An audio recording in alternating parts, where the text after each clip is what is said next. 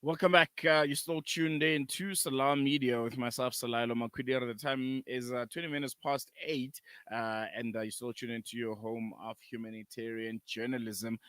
In a bit, we'll be turning our focus to the escalating conflict out in Sudan, where a tragic military airstrike on a mosque in the city of Wad Madani has claimed the lives of at least 31 people. The attack took place shortly after prayers on Sunday, and it has taken place in a city that I think has become a battleground in the ongoing war between the Sudanese military and the RSF, which is the paramilitary rapid support forces. And since April 2023, Sudan has been devastated by brutal fightings between these two factions, leading to one of the world's most humanitarian crises, with countless civilians caught in the crossfire. The Al Jazeera state, home to the city of Wad Madani, has become a critical front in this war due to its strategic importance as an agricultural hub, and both sides have been accused of war crimes in their pursuit for control of the region. And joining me in a bit is Dr. Abdul-Karim Elgoni.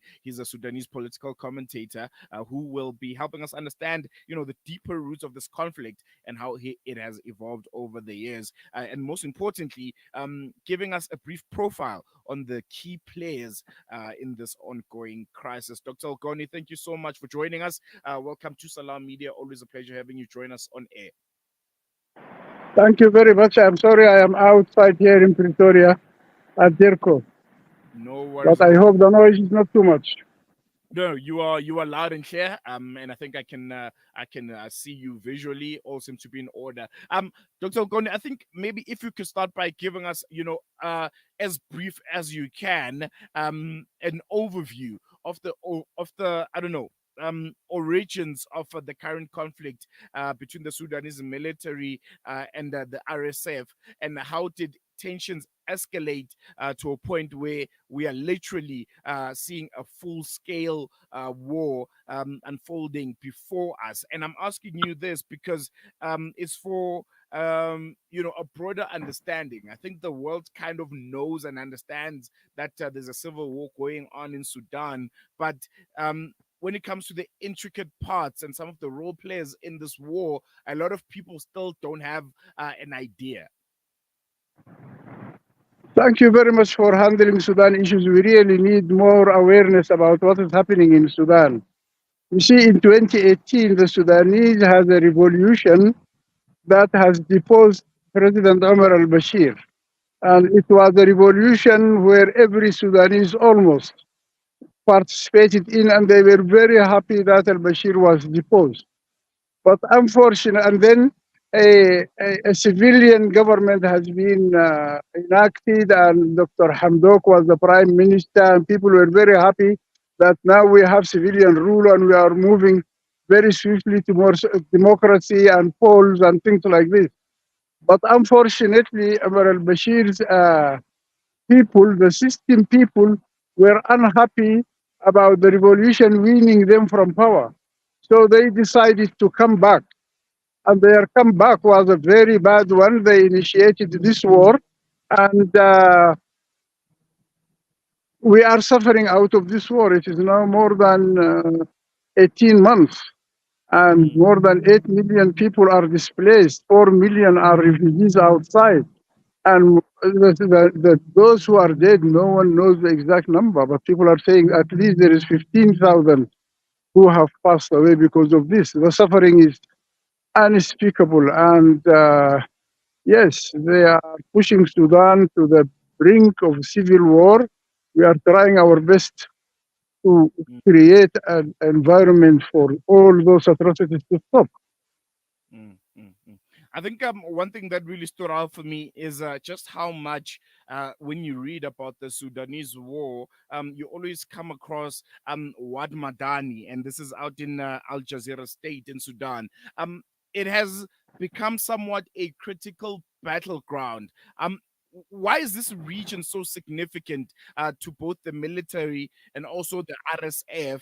And what are the broader implications of their battle for control of that area, that particular region? You see, Al Jazeera state is a central state in Sudan, and it is the economic hub in Sudan. It has Al Jazeera agricultural scheme, which is said it is the largest agricultural scheme in Africa. Mm, And when the Rapid Support Forces occupied Al Jazeera in a bloodless battle, people were astonished how it fell like that. And the army is very unhappy about this, and it is blaming Al Jazeera people for allowing the RSF to occupy Al Jazeera. But you see, the civilians, they don't have arms to fight. The army who have the ammunition and this have run away and left them to the rapid support forces. And this is why the planes have been bombing what they call those who are supporting RSF. People mm, are not supporting RSF. People are just staying where they have been since they were born. And because of staying in an area that is occupied by RSF, the airplanes are bombing people every day. First, uh, MHP, the the RSF commander, 10 days ago said it was Egypt that was bombing his people in Al Jazeera.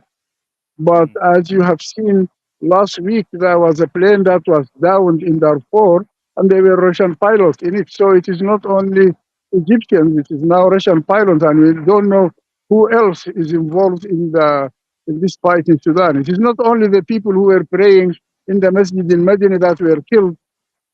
It is thousands were killed in their farms, in the markets, in schools.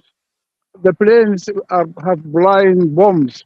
They fall wherever they want to fall and kill innocent civilians. They never killed a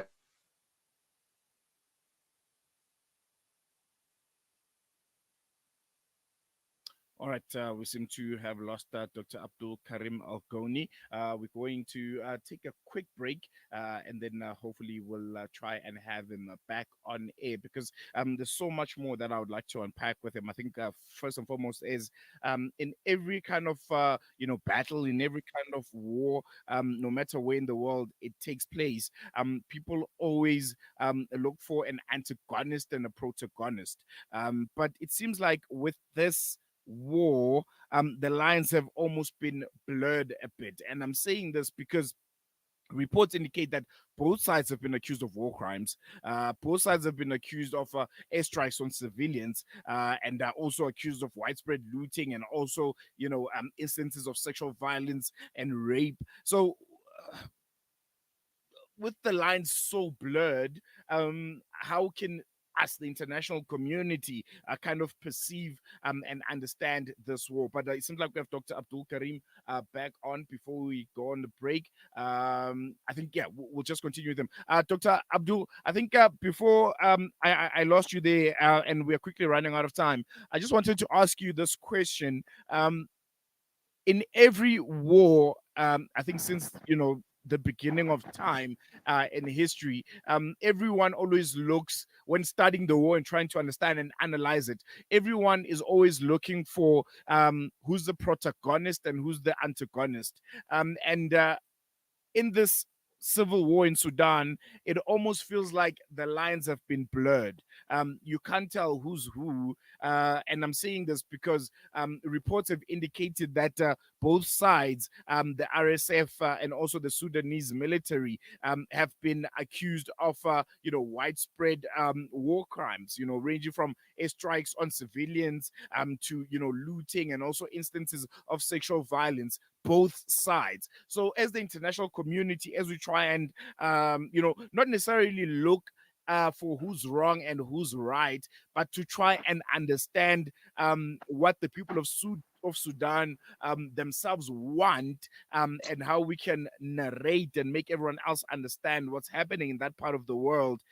How who's who in this war, if I can put it briefly and in those terms. Yes, you see, let me put it to you. I want to simplify things for you. As I told you, in 2018, there was a revolution, and the Sudanese are very thirsty for democracy and civilian rule. And that was a military government that was ruling Sudan for 30 years.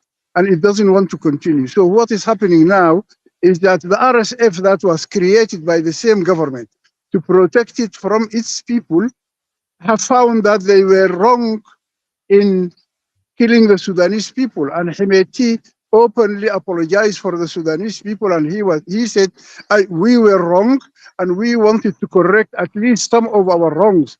And I fully support the return to civilian rule, and this is my stance. And immediately when he said this, the army went into war with RSF. So practically, although we do not condone what RSF is doing, we are saying RSF today is in the side of the people who are calling for democracy. It is a good thing for us. He is also at the same time calling for cessation of hostilities. He has always been asking for stopping of the war, but the army is refusing. I want just to tell you, about 2 weeks ago, there was a conference here of President Mbeki Foundation, who called both the Sudanese army and the rapid support forces, and both delegates arrived in Pretoria. But unfortunately, immediately when the RSF delegation arrived at the conference place, the deputy president of Sudan took his luggage and left the place and left South Africa. He said he will never talk or be in a place at the same time with RSF. And this is what is creating problems for the Sudanese.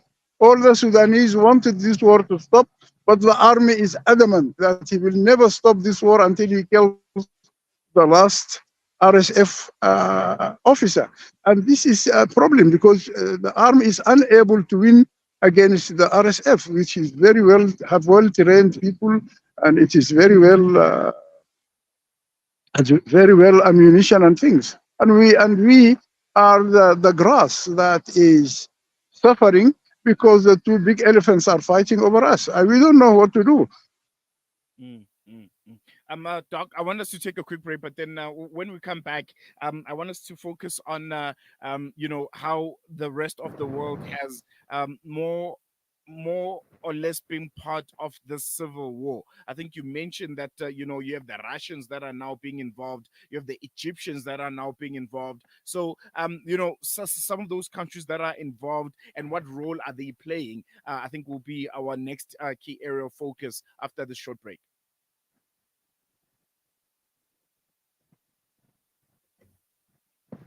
Stay ahead with Salam Media. This is Salam Media, coming to you live from South Africa. Send food and send kindness to those who have lost their homes and have been plunged into poverty. For those who are a meal away from starvation, a food parcel means an entire family can eat this Ramadan. That's the power of food. Donate now to Islamic Relief. You South African, of course. You anxious about the future. We've got you covered. Build on your wealth portfolio with Rendry Jewelers Gold Coin Exchange. Visit us at 151 Stephen Dlamini Road, Musgrave, Durban, or call us on 031-202-4700 for more information. Rendry Jewelers Gold Coin Exchange, your passport to gold investment.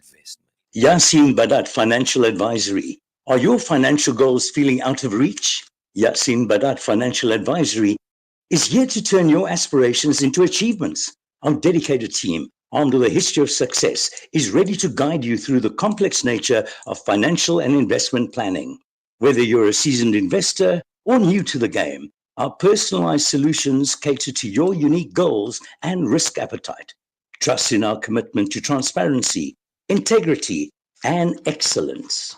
Ready to unlock a world of financial freedom? Partner with us today. Call Yasin Badat Financial Advisory at +27 33346 2071 or visit www.yasinbadat.com.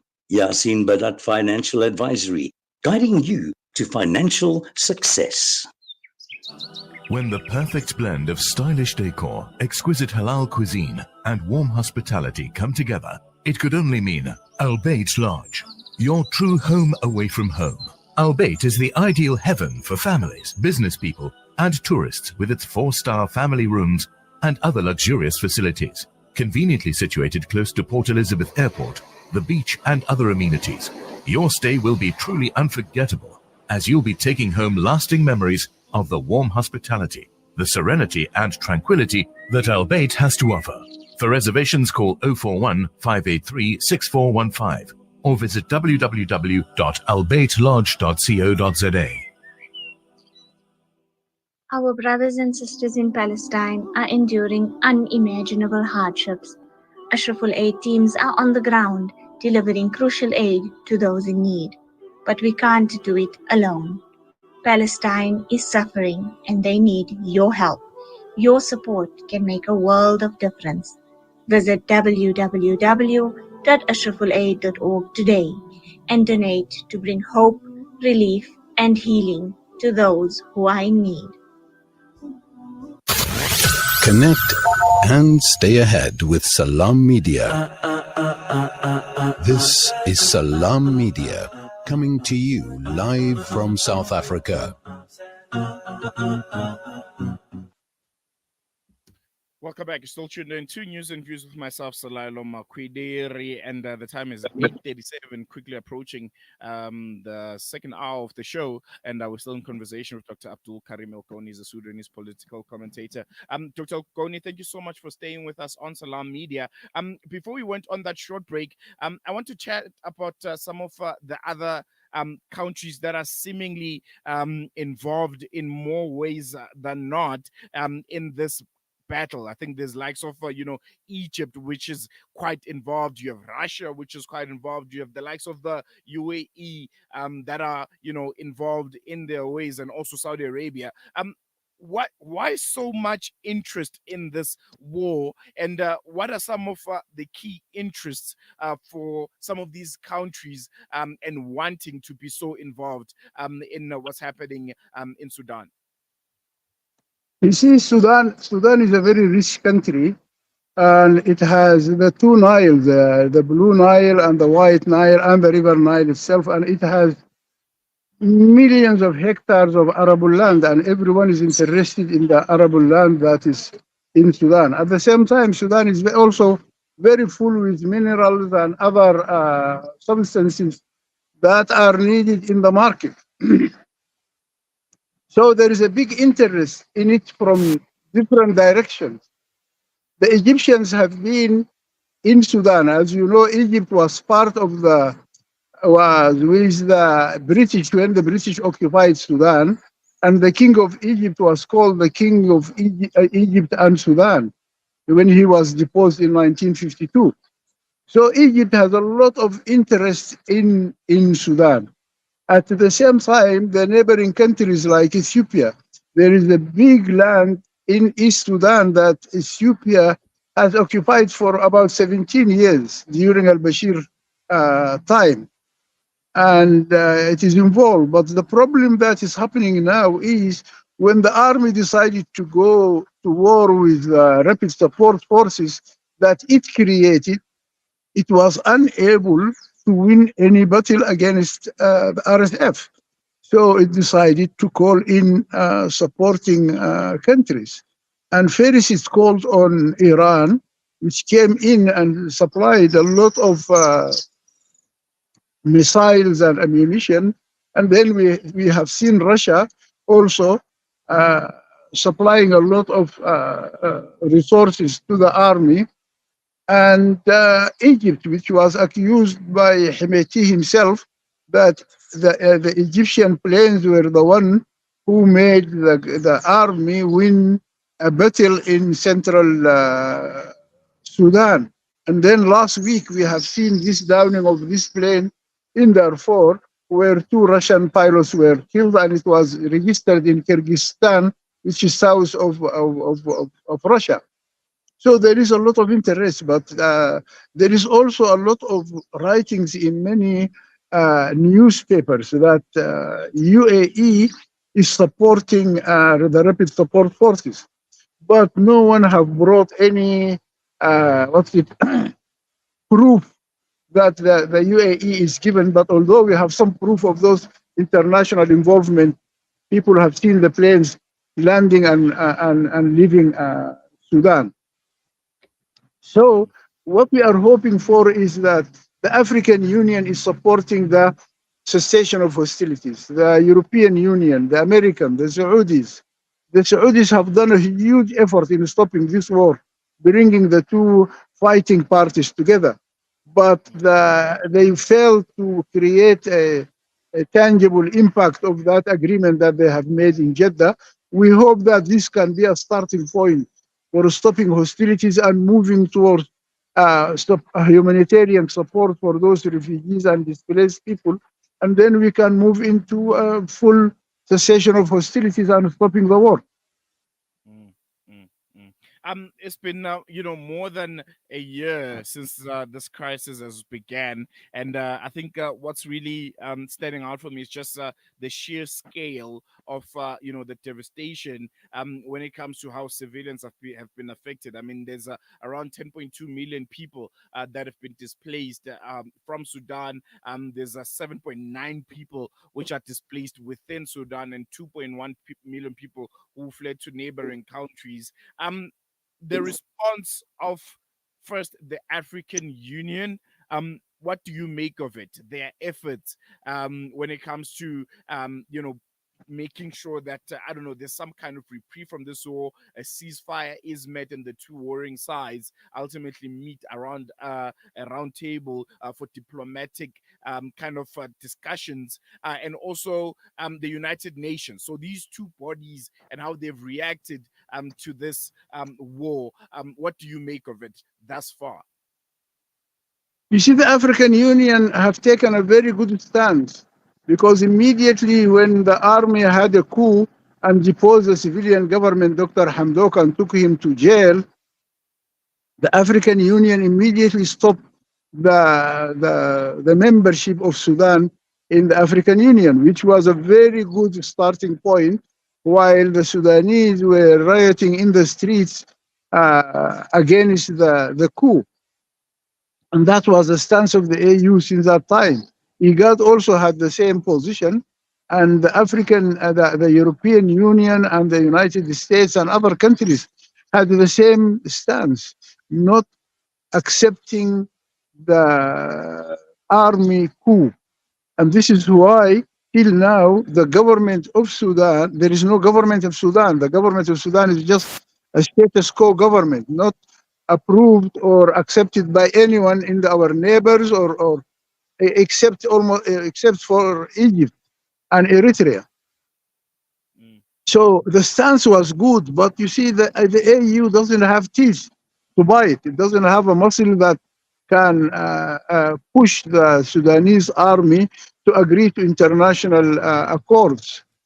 And this is the problem where we are having now. We are counting actually on the Sudanese stance, because all the Sudanese now are for the cessation of hostilities, for the return of the displaced and refugees to their homes. But they cannot return because of the war, and the army is refusing to stop the war, although the rapid support forces at all meetings in Jeddah 1, Jeddah 2, in Cairo, in Geneva, in Addis Ababa, they always reiterating that they can stop the war if the army says yes. But the army is refusing completely, and this is why there is this a situation where we are suffering, and we see our families suffering. We see our country not able to do agriculture in the second season, and this is creating famine. We have seen cholera in almost all corners of Sudan, because the planes have hit all the water clearing stations. There is no electricity. It is a big disaster in Sudan, because the army is refusing to stop the war. No, definitely. And I think it's a disaster that deserves much more attention than it is currently getting. Doc, we're going to leave it here for now. Unfortunately, we have run out of time. And we really, really appreciate you giving us your time today on News and Views. Thank you so much. Thank you very much. And please continue highlighting issues in Sudan in Salam Media. Thank you very much. Thank you. Well, there you have it. Dr. Abdul-Karim Elgoni, I think, is making a very, very important point. The fact that Sudan is at a breaking point and more attention, ears and eyes need to be shed light on in this, devastating. I think one of the largest, humanitarian catastrophes in the world right now is definitely Sudan. There's widespread famine. You have diseases sprawling out everywhere, and you have, displaced people going to the neighboring countries who themselves, if you can look at the region around the Central and Horn of Africa region, is really a lot of unstable countries, and that they really can't afford to have, Sudanese refugees coming in, but they really, really don't have a choice. So yeah, I think from now onwards, we'll be taking a good look at Sudan and trying to educate you as much as we can about the humanitarian crisis that's unfolding right here on the continent of Africa. We're going to take a quick break. When we come back, News and Views continues.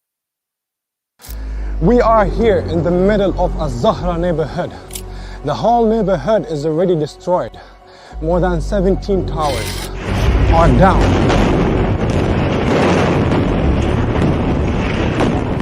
Here, as you can see, the firefighters trying their best to help. The people are still under the rubble. A lot of the people. Join Hamza on his exclusive South African tour as he shares his personal experiences, never before seen footage, and powerful insights on the ongoing genocide in Gaza. This is more than just a talk. It's an invitation to witness Gaza through the lens of Hamza Sha'alan. Don't miss this opportunity to meet the photojournalist who brought Gaza's pain and perseverance to the world in its darkest moments. Follow Salam Media on social media pages for more on this tour and be part of the conversation.